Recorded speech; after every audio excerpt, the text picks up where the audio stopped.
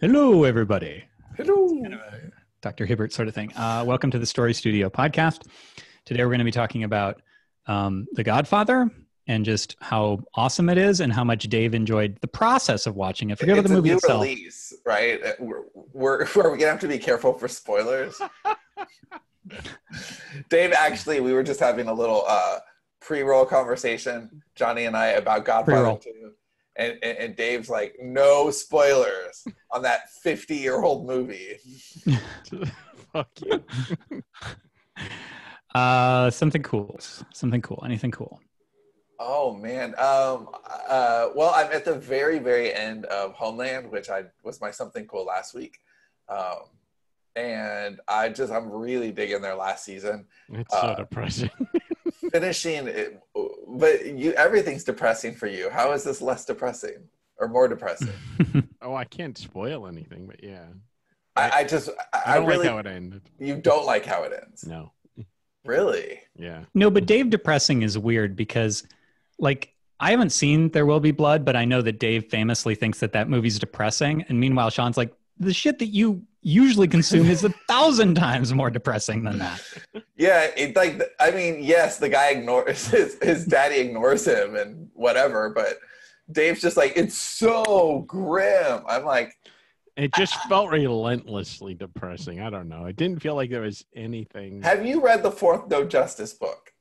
Yeah.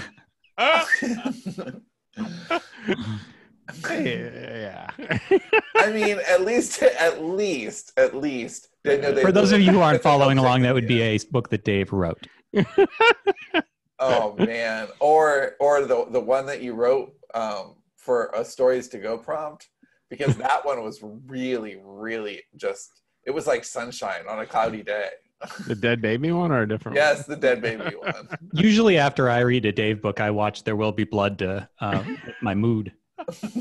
Make me feel better about life. That or a Serbian film, one of the two. Dave, you have anything? I don't think Sean got to it unless that's Homeland again. Homeland continues to be cool.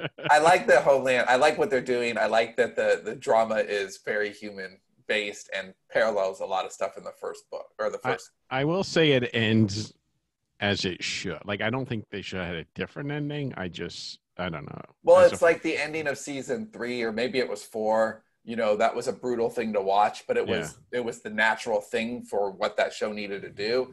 And unlike Dexter, where they had that ending of season 4, that like, okay, this is going to be a really great way to end the series, and then they decayed it. I don't feel like there's ever been decay with Homeland.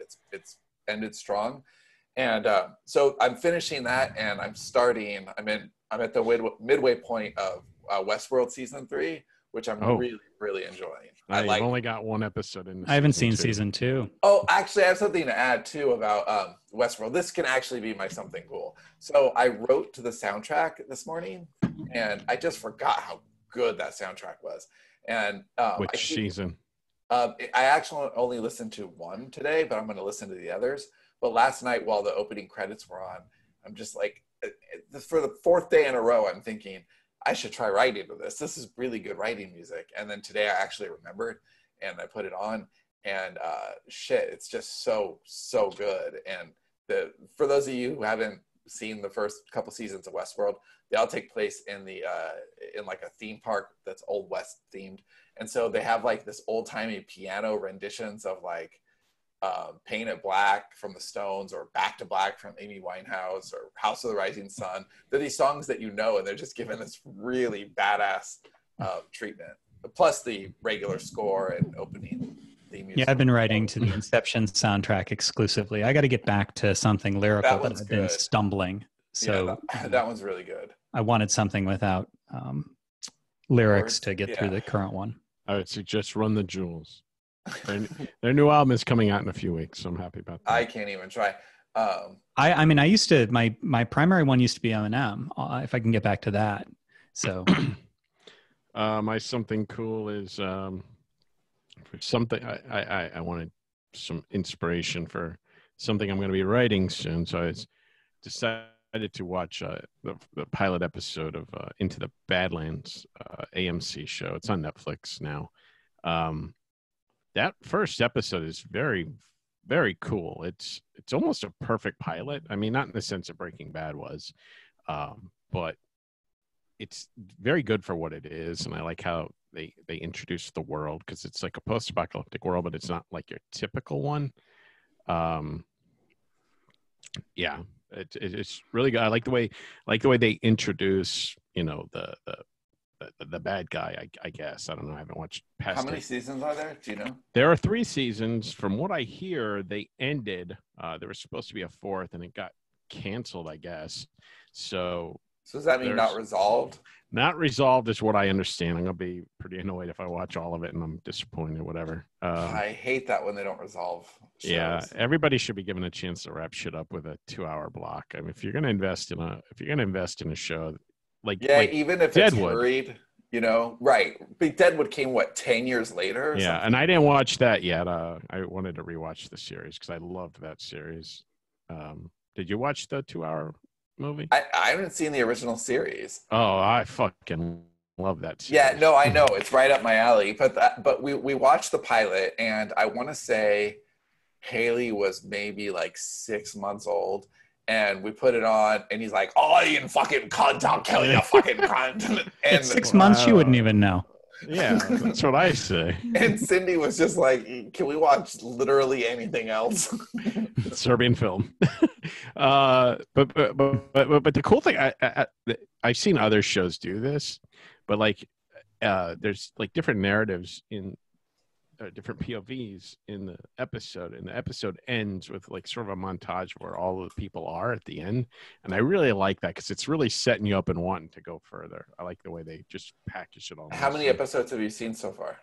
I saw when it first came out, I saw the first 1 or 2 episodes. That's it.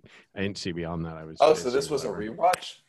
Yes, but I forgot it. So I mean, it was 4 years ago, whatever it came out. Quick, what happens in Godfather 2? Spoiling Godfather 2. Damn it! Fuck you. Mine is that I've been watching all of the Tarantino films in order with Austin, which has been fun. Oh, that's really fun. To watch them, we've been watching one a week. So we watched Reservoir Dogs and Pulp Fiction and Jackie Brown and both Kill Bills. And so this week... Are you going to skip Death Proof? No, we're going to watch it because I've never seen it. And dude says he's going to have 10 films. He's got 9 now. I'm not going to eliminate 1/9 of the catalog. I feel like I want to watch it.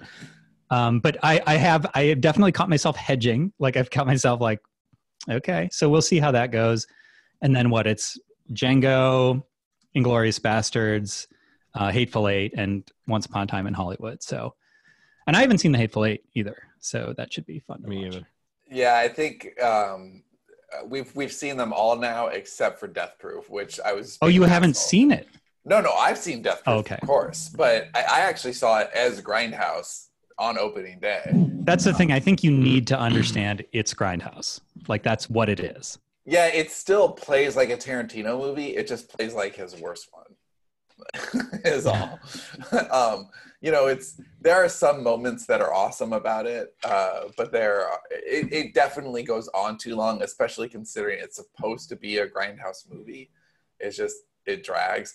But there are some cool things about it, and it is what it does best is the character work and the sitting around bullshitting, the dialogue. It's heavy on that, even more so than his normal stuff. Yeah, I feel like I want to watch True Romance too, even though that's not his. Oh, we haven't seen True Romance either. We haven't seen True Romance or Natural Born Killers. If we're talking, yeah, Natural Born Killers, I just remember being so extreme that I'm hedging a little bit on that. Well, he's disowned it, so you don't have to count it. He's like, "Fuck Oliver Stone. That's not the movie I wrote." Well, he's pretty precious. Good thing he's a writer-director. I'm sort of anybody wants to take my movie and make it into something. Once I've made the deal, good. It's yours now. Have fun.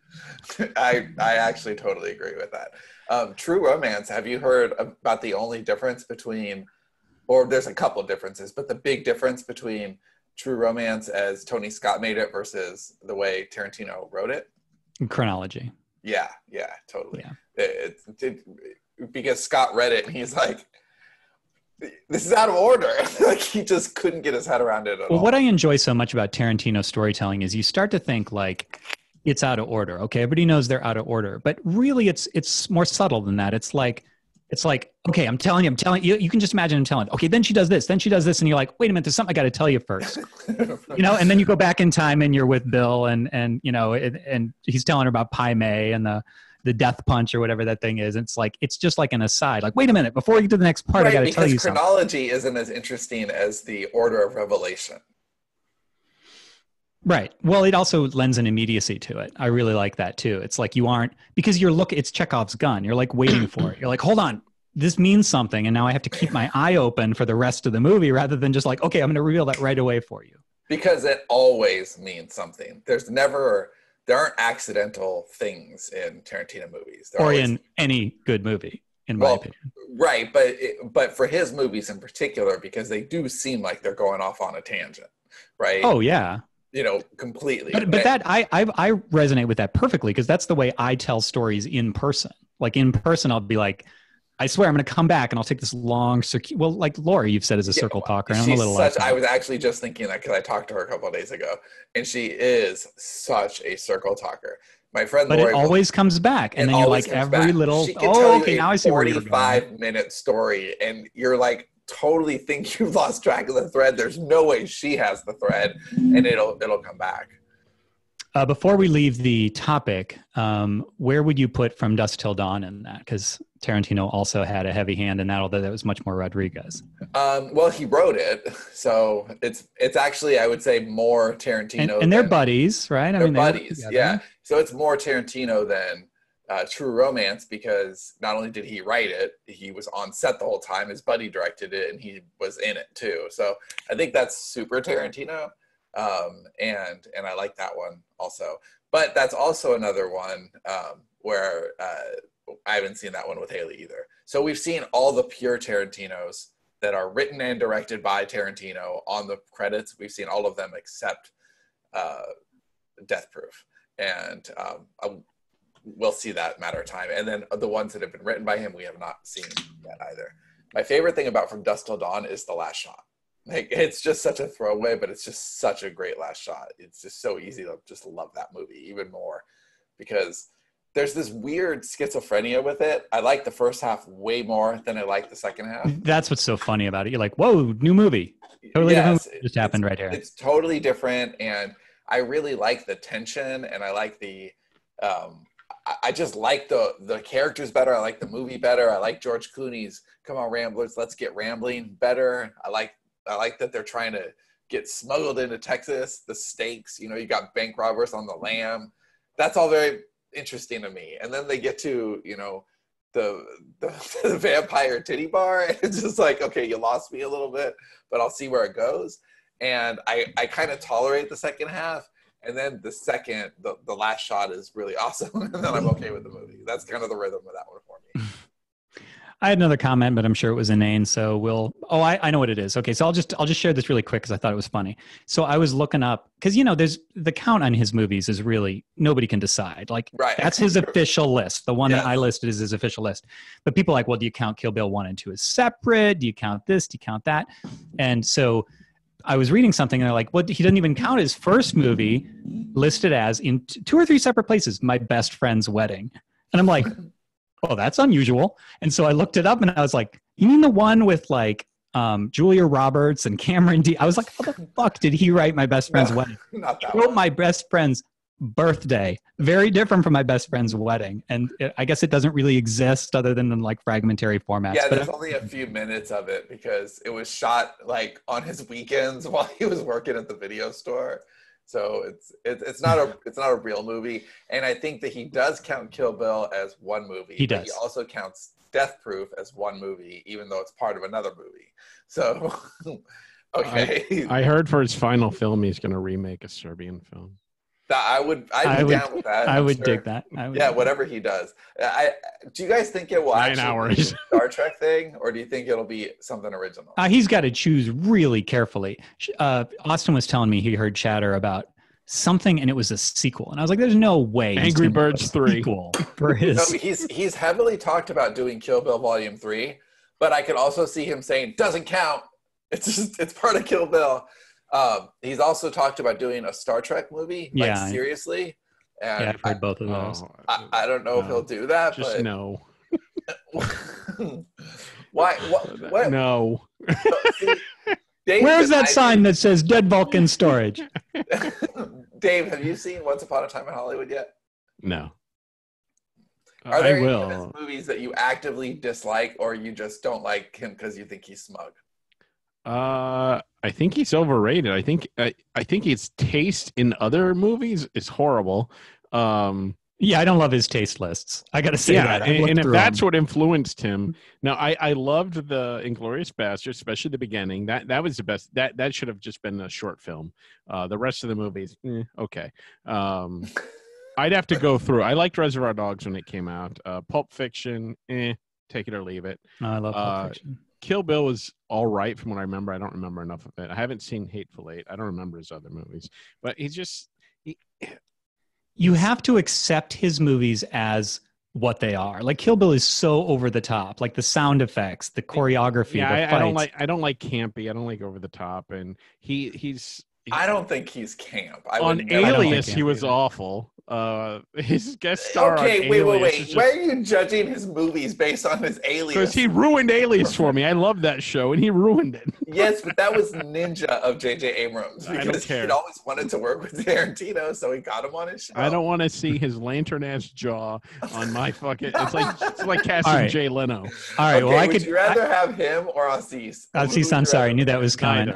Tarantino movie starring Aziz Ansari. I could go on and on. I have much more to say, but we should get to the actual topic. Right. Well, we started a little late, as is our want. So we'll let's move to The Godfather. So what's the big? We watch The Godfather. Like, how do we? I always wonder how to introduce these. You want to take a stab at it, Sean or Dave? Well, it is a timely movie. It came out in 1972, and we're almost at the 50-year anniversary. And Dave said, damn it, I'm going to watch that before it turns 50. But the anniversary doesn't count because that's still 2 full years away. Well, but he was like, I don't want to sleep on it this time. I don't want my opportunity to sleep with the fishes, which is a joke he now gets that he didn't a week ago. So that's good. If he remembers. Yes, do you remember that joke? Luca Brasi swims with the fishes and the horse's head. There's so many like things that are pop culture references. They're iconic, but you got to see the birth. Well, yeah, and I knew what they were from, but just actually seeing them in the context and stuff is very. And of course, then it's ruined because your mind can't help but see it as a ripoff, even though it was the original. Well, that is. Well, I guess I'll wait till we get more into it, but I will talk about cultural influence. I'll just go ahead and say it. Okay, so. Like I enjoyed the movie. Like there's a lot of older movies that don't like because they just feel different. They're old.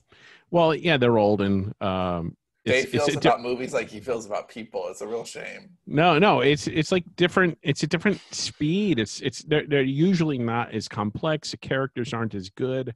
Like I feel like nowadays movies, like the good ones anyway, they have younger people in them. No, it's nuance. It's nuance in character. It's not black and white.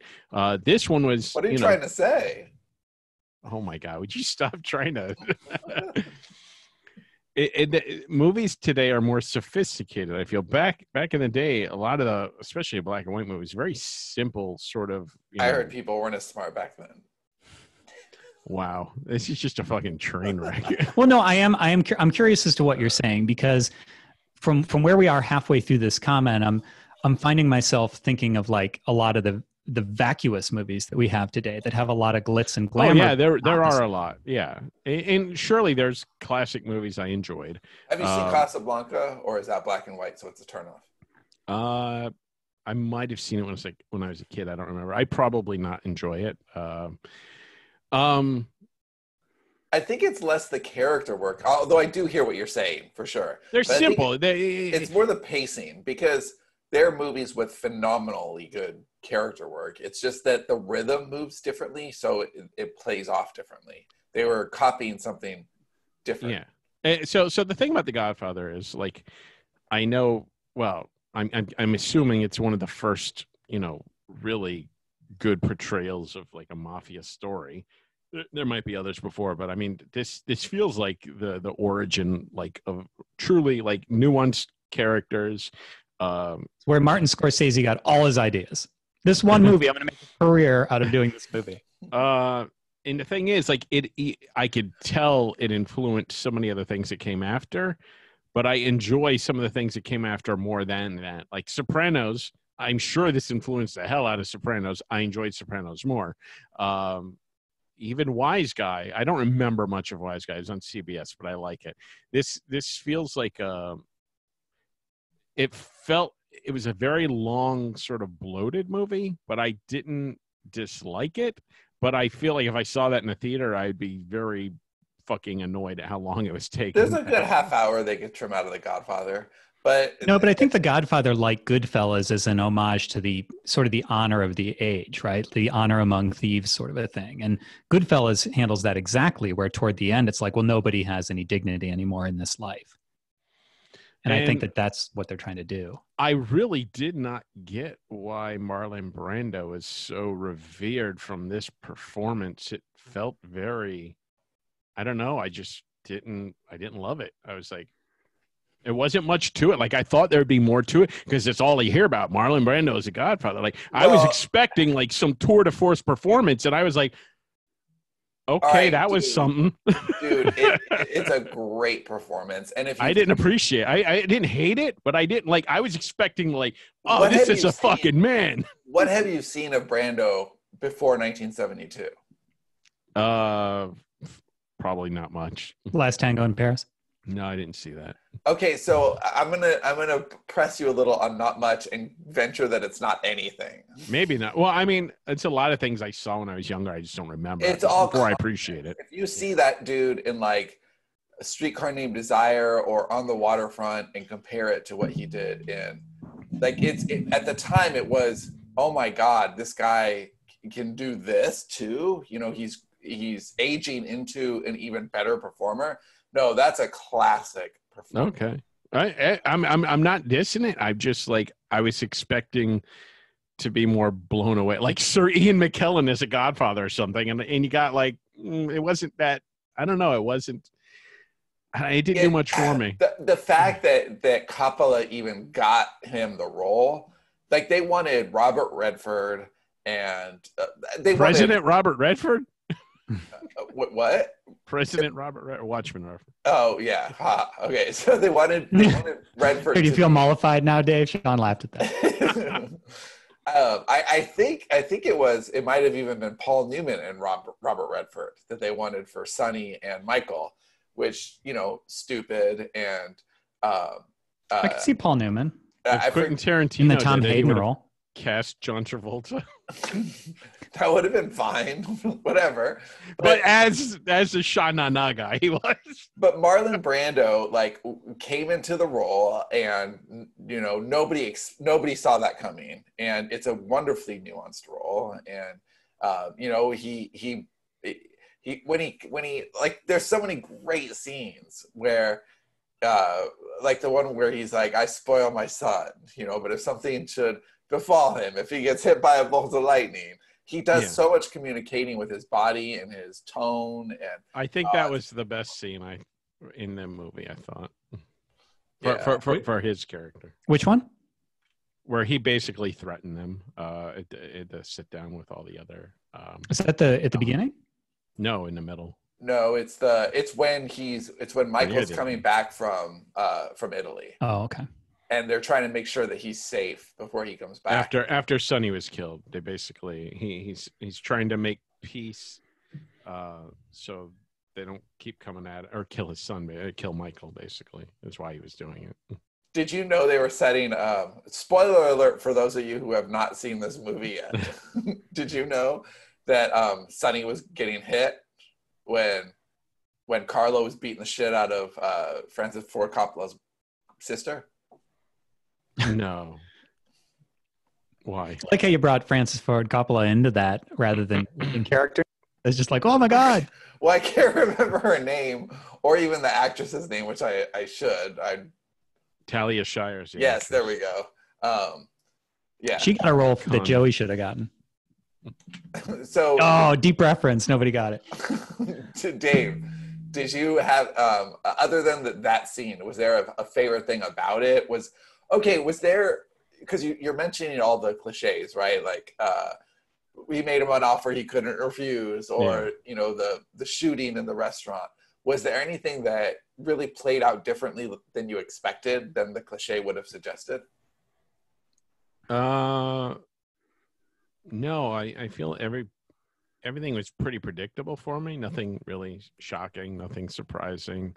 I felt the end was, the way it was shot felt anticlimactic. It probably wasn't at the time, but basically when Michael ordered all the simultaneous, hits, that was like, okay, I've seen this. You mean when he takes care of all family business in one day? It wasn't dramatic enough for me. Were you remembering that when Sean wanted to have the family dinner and take care of all the Yeah, I'm not going anywhere alone.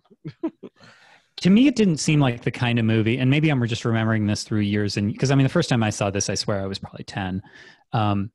But it's not to me the sort of movie that I would even think like a surprise. Like, did you know that was going to happen?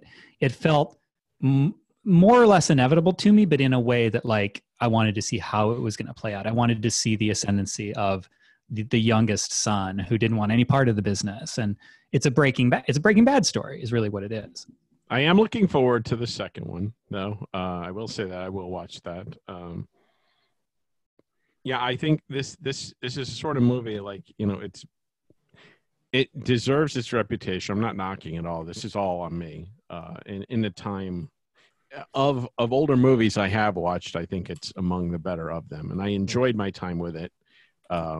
No, you didn't. You were just telling us how painful it was. No, it was painful to watch it because fucking computer froze up 8 million times. So, but I enjoyed it.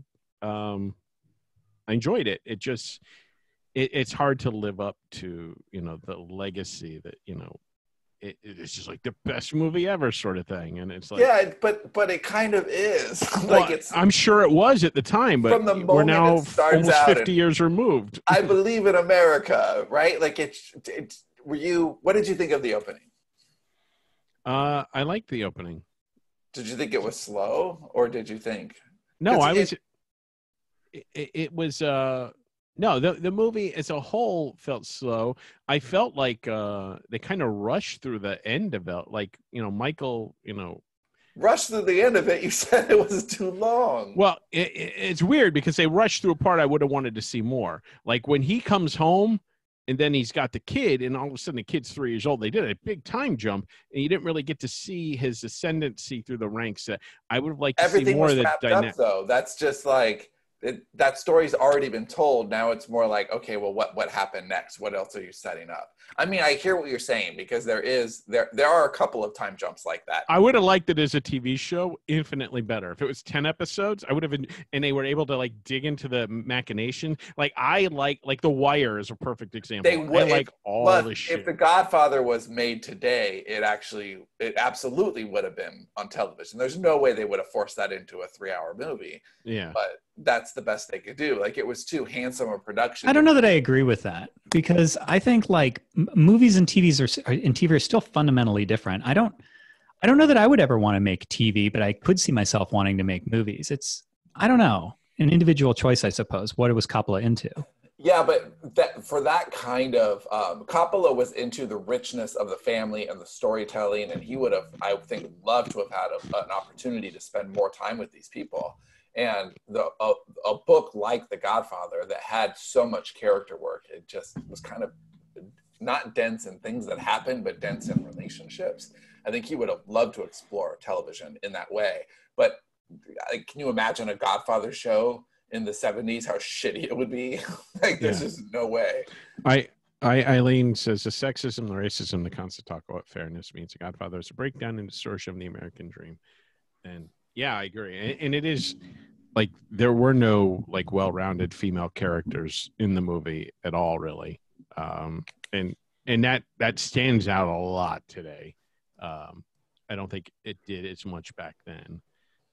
So it's just the sensibilities of today aren't present in a lot of the older movies, and it kind of detracts. You notice, even if you don't know what's wrong, you sense something is wrong. Like, it's just, I don't know. How much of that though is reminiscent of the filmmaking in the era, and how much of it is reminiscent of the family that's the story that's being told there, that very patriarchal culture and organization? Yeah, probably. So you'll like the I think you'll like the second movie, because this isn't a spoiler, but it goes back and forth in time. So you're basically seeing, is Brando in the second one or no? No, he's dead. No, he's dead. Right. So basically there's two basic storylines that go back and forth. One is from the end of Godfather 1 on with Michael, and the other is Vito Corleone's backstory and how he rose to power. And that's with Robert De Niro, and it's wonderful.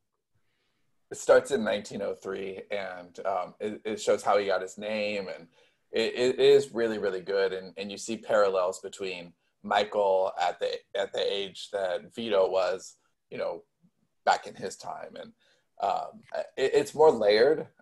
It's also longer. So I need a new computer. You could watch on a TV like a normal person. Well, I tried. The CBS app on fucking Xbox sucks a bag of dicks. Wow, a whole bag. A whole bag. What do you prefer between Godfather and Goodfellas, and why? I wasn't in love with Goodfellas. There's something wrong with you. Well, I saw it like when it came out, so my appreciation might be different now. Joe Pesci's character is too campy for me. Dude, okay, you need to look up the word campy. You're not using it correctly. Do you know what? Don't you remember when he was stabbing that guy and there were those like spring sound effects in the background? Like doing. May as well have been. Doing.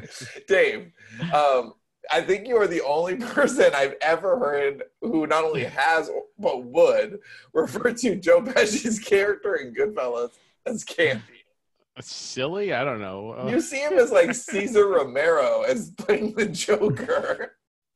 Okay, that's not the same character most of us saw. We watched the original Batman movie with Austin and his friend, and Cesar Romero as the Joker is in that, and it's just fantastic. It's wonderful. He's so terrible. Just no. Such a piece of shit. That's the one where they're like, there's a scene where they're over the ocean and they have like shark repellent spray. Yes, right? yes, exactly. Shark repellent spray. There's some wonderful moments in that movie. That's just so bad.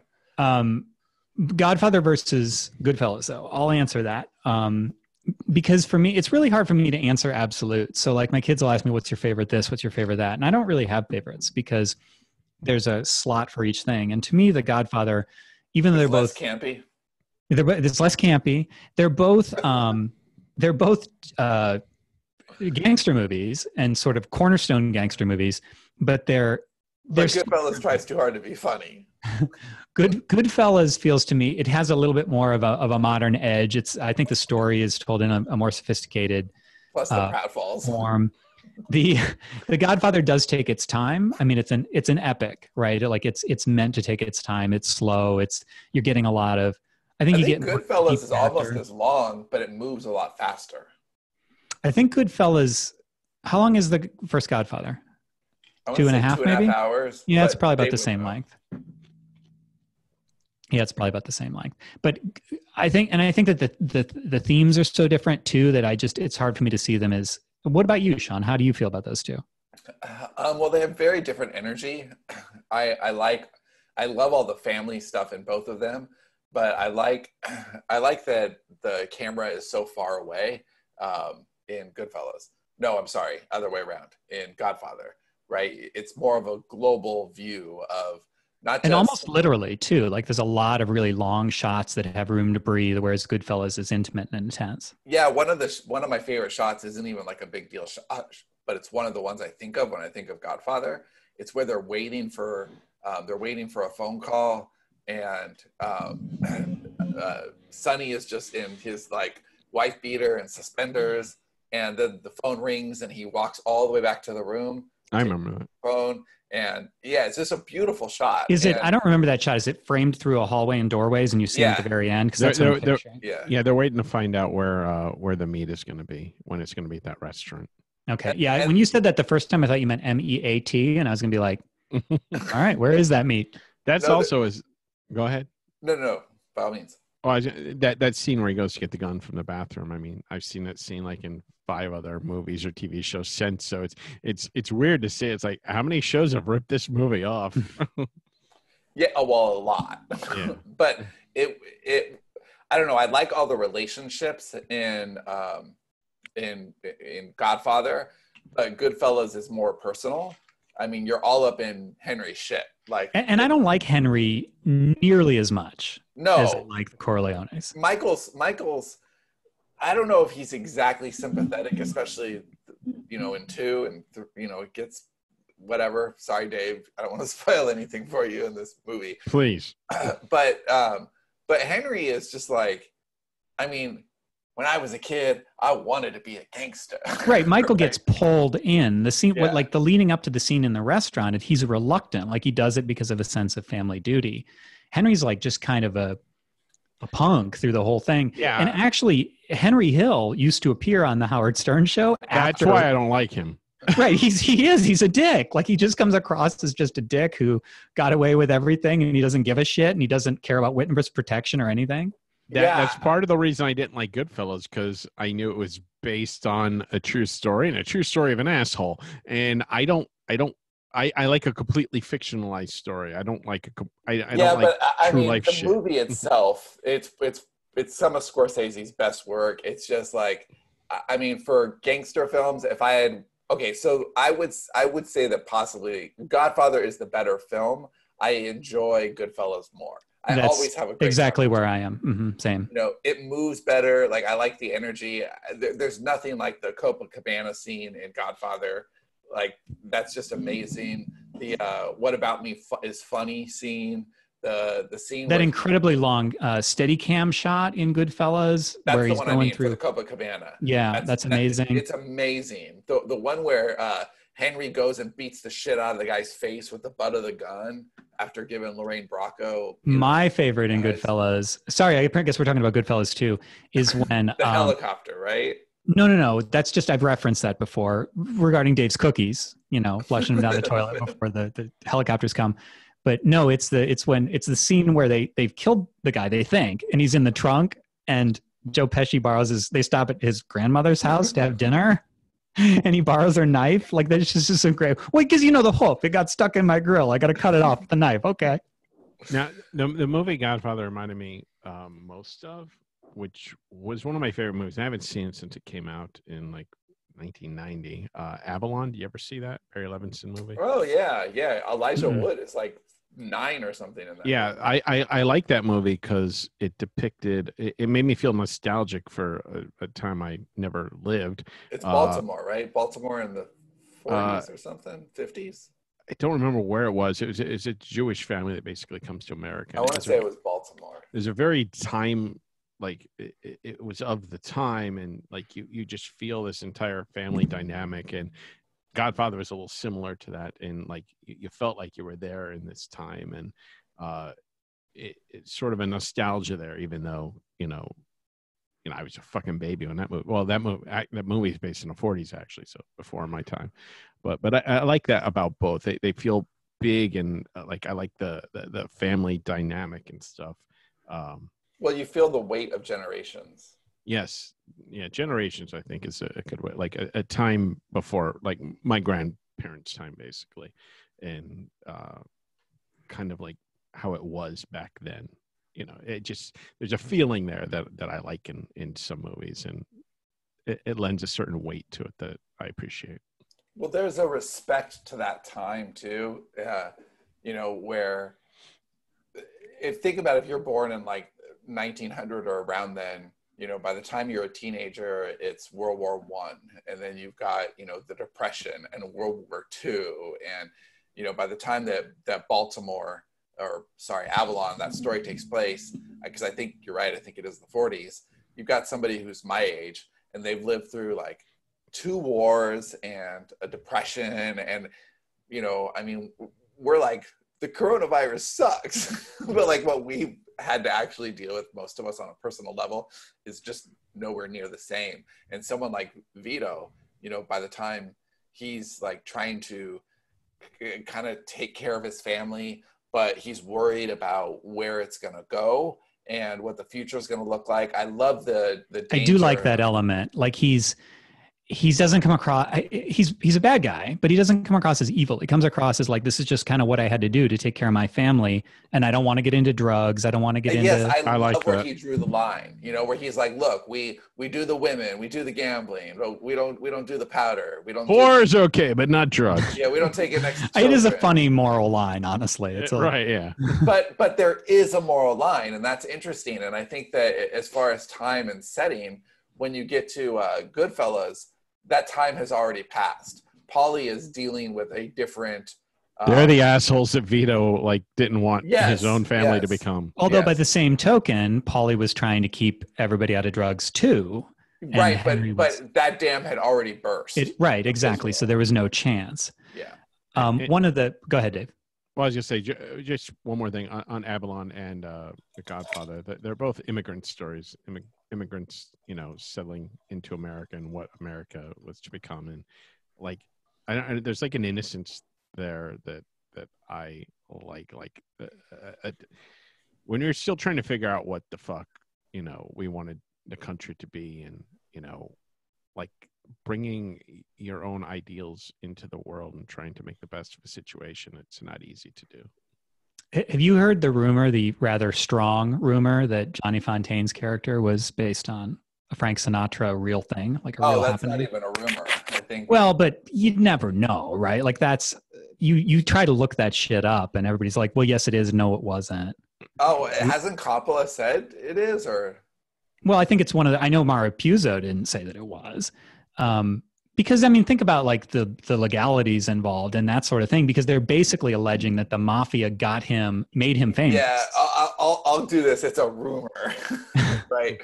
But yeah, everybody. I did hear it as fact. To be clear, like I'm saying rumor to cover it, but because who knows? But that I did hear it that way. I heard it as fact. Yeah, I've always heard that as fact, and that. Yeah, not for nothing, you know. But the Sinatra had mafia ties. That's all there was to it. And he was a nobody before that. And that whole you can act like a man. That's what you can do. Yeah, that scene was awesome too. Right. I loved the horse head. Because that's the reason Robin will never watch the movie. By the way, I tried to get her to watch it, and she's like, "No, I know about that horse head thing." Yeah, it's pretty brutal. I actually saw the movie. Before I knew the cliche. Like I hadn't seen it copied yet, although it's everywhere, but I just hadn't seen it before I saw the movie, and so I didn't know that was coming. And I was young. I was probably younger than I should have been when I saw that, although I don't know how old that was. Yeah, The Godfather was one of the key movies that my dad and I watched, and I know I was pretty young too when I saw it. What about lessons for writers? Since we've been on this for a while, anything that we should be taking away from this? Storytellers. Well, I'll add that this is. I know it's considered such a cinematic masterpiece, but not according to Dave. Well, it's old. I don't. No, it is a No, I'm not knocking it. I'm not knocking it all. It is. It's a classic. What year do you think that movies actually got good, Dave? Like the average movie? I don't know. All I know is when I was growing up, a lot of movies are fucking just simple, like just shit. Like I feel like I think television more so has gotten even better as I've gotten older. They're just more nuanced. Like Breaking Bad. And it's not even like technology got good or something. It's just like they just weren't trying with TV. Well, let's do one day at a time. I think people thought they're still doing that. People thought more simply back then. They pandered to audiences that like stupid shit. Like horror movies is a great example. I could go on for days about that. Friday the 13th, and every clone of it are just fucking pieces of shit compared to the good horror that is there today. But how much of that was studio interference? Like Friday the 13th made $1 bazillion, so make that again. That sort of thing. Well, yeah, but I think, the first, like, I don't know. I feel like it was not an appreciation of the intellect of the audience. I think horror for a long time had a very sort of simplistic, like, just a disgusting view of their audience. Like they just made shit and shoveled it out because they didn't respect the audience. And I think today's horror does respect what really terrifies you. It's not just this stupid ass bullshit that they were shoveling out in the 80s. I fucking hate 80s horror movies. Today's terrors are a little more cerebral, though. Yeah, it's more nuanced. But even a movie, okay. I mean, in real life. Yeah, but even a movie like High Tension. I think it was a German movie. Prince Hall. Yeah, that was a slasher film, but it was done phenomenally fucking well, and it had intelligence to it that a lot of those movies don't. And it respects the audience, even though it also shocks them. But I think that the mark of a good movie is how well it holds up. And the one that I keep coming back, this isn't like the ideal example, but this is one that I think of every single time I watch it, is Alien. Alien was made in 1979. So it's almost as old as The Godfather. And it's like, I mean, with some exceptions, that movie kind of could have been made a few years ago. You change Sigourney Weaver's hair and it still holds up. Yeah, I hear what Dave's saying, certainly, and some older movies have not aged as well as others. But I also think that Dave's probably missing out on a lot of really good movies. Yeah, and I'm open to watching some of the classics, and I'm sure there's ones I will very much enjoy. I'm not saying they all suck. Okay, well, there's a lot of shit out there. There's a movie that you should watch that's really good. It's called Billy Jack. And oh, that's good. It's really good. Fucking with me, fuck you. What about Cabin Boy? I like Cabin Boy. Billy Jack is like one of the first ever indie films, and it's really, really terrible, but it's also kind of awesome in the stupidest way.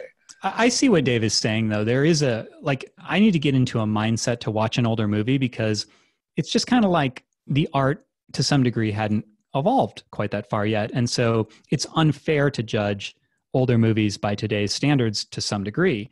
Yeah. And so I have to kind of go, okay, like The Godfather, for instance. Now, I think it holds up really well, but like it'd be really easy to like look at that and say that feels cliche or done. Well, it only feels that way because it's been so long and because everybody else has copied it. And they made the rules. They changed the game. Right. Or like think of Psycho. So in Psycho, like that was landmark. Toilet for the first time. Right. They couldn't, like, the idea of a slasher was so incredibly, that the blood going down the drain was really, really like shocking at the time.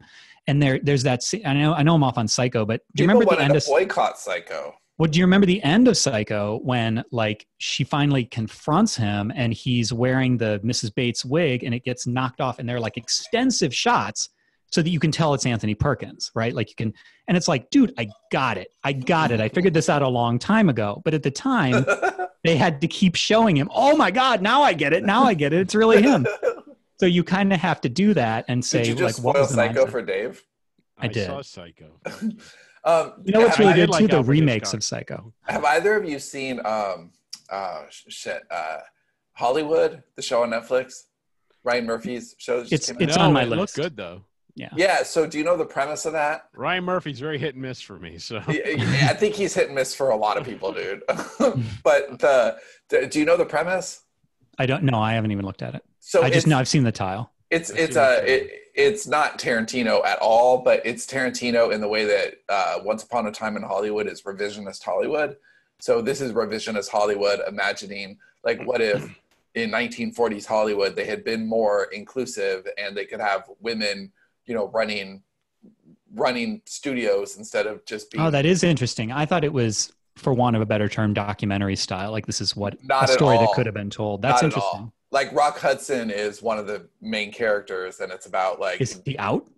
I'm assuming so. I'm only 2 episodes in, but I imagine that's where they're going to take it, and either in the finale or before the finale, he'll come out. And it, because the Hollywood of this imaginary timeline would have allowed that. And how would Hollywood be different if we were telling more responsible stories back in the 40s? Sounds like a goddamn liberal fairy tale. I'm boycotting it. I think I've read that. Florida man spoke up. Actually. So any what final thoughts on the? Oh, yeah, I actually do have that thought on Godfather. So Mario Puzo, Godfather is considered a cinematic classic. Oh, I know where you're going, and I enjoy this. Yeah, Mario Puzo actually wrote it to sell out. He wrote it because it was the most commercial thing that he could possibly write. He had toiled for many years writing, his literary epics, and he wasn't making any money, and he referred to himself as a chooch. I'm a chooch because I'm being. He's always calling people chooches. He's like worried that he wasn't going to be able to buy his family bread because he was telling his, precious little stories. And he wrote a story specifically to sell out and make money for his family. So it's just kind of Mafia Stories big in 1970, whatever it came out. The way that he had 60s. told that story, it was engineered to be a bestseller. So I know, like you said earlier, Dave, that this was one of the big first ones. That's actually not true. Mafia movies have been around forever, because if you think about when the movie industry really started getting rolling with talking films, it was post-Depression. It was post. But I mean, were they this epic? They weren't epic in the same. That's what I mean. Or focused on the family. Because it was like gunners, right? It was gangsters. Yeah, like the original Scarface. There was a lot of mafia movies, but they, like the one that Kevin is watching in Home Alone, right? Angels with Dirty Names, I think it's called, like that style. But Godfather was definitely a totally different type of film, but it was also a very intentionally commercial written book. Stacey said Hollywood was worried about doing another gangster movie. Right, yeah. But it was done very differently, and Paramount allowed Coppola to do it differently, even though there were some fights. That's true of a lot of work that's considered classic today. There's like, I actually don't know my history on this, so watch me trip all over myself. But was Dickens considered like classic in his time? I don't believe he was. It was populist literature. No, he was populist literature. Totally. And I believe Shakespeare as well in the day was just like all the of them. plebes. Yeah, I think that Stephen King will get a lot more respect 100 years from now than he does now.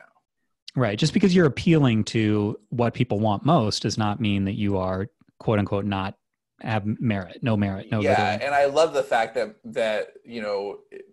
The Godfather is thought of as this like classic book and this classic movie, and it was meant to be popular entertainment in both cases. It got elevated because the people who were shepherding those stories loved them so much. So as storytellers ourselves, that's a really great thing to take away. It was, look, I want to get paid for my work here, but I also want to make it as good as possible. And both cases, I think, were really successful in making a new version of an old story very successfully. So that's a long play on Space Shuttle. I was going to make a Z2134 joke. Space Shuttle was better. Come on. Yeah. Redacted.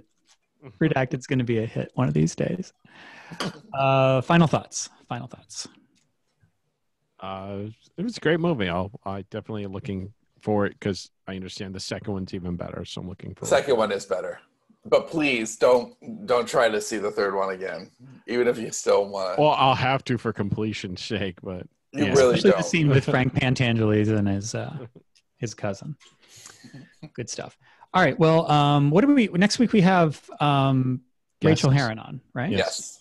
And that should be fun. We met Rachel a couple of months ago. Got along really well. Hung out. She's a lot of fun. Pre-pandemic. I enjoy that. Pre-pandemic, back when the world, you could get close to people. That was kind of fun when you could gather. Really glad we didn't do the Smarter Artist Summit this year, and that would have been right on the edge of it. That would have been. Oh my God, that would have been the worst. All right, and then we would have had to give everybody's money back, and we would have been out of business. That would have been great. That would have just been balls. All right. Well, thanks everybody for listening. We will see you next week with Rachel, and so take care. Bye bye. Peace out.